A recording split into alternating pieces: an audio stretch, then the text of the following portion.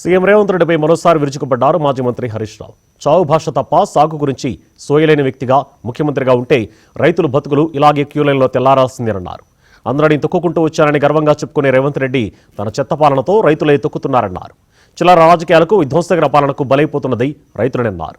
రైతులకు సమయానికి యూరియా కూడా అందించాలని ముఖ్యమంత్రి ఎందుకని ప్రశ్నించారు. రైతులు పడుతున్న కష్టాల వీడియోలను హరీష్ రావు ఎక్స్లో పోస్ట్ చేశారు.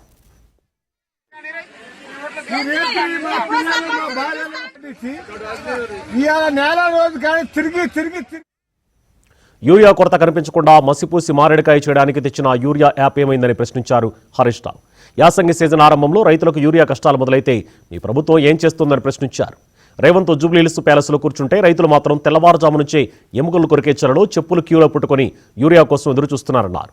ఇదేనా మీరు చెప్పిన మార్పు అంటూ సీఎం రేవంత్ రెడ్డిని ప్రశ్నించారు హరీష్ రావు. గత సీజన్లో ఎదురైన యూరియా కొరత చేదు అనుభవాల నుంచి కూడా మీ ప్రభుత్వం ఏమీ నేర్చుకోలేదా అని నిలదీశారు. కాంగ్రెస్ ప్రభుత్వం ఉన్నంతకాలం తెలంగాణలో యూరియా సమస్య తీరదన్నారు హరీష్ రావు.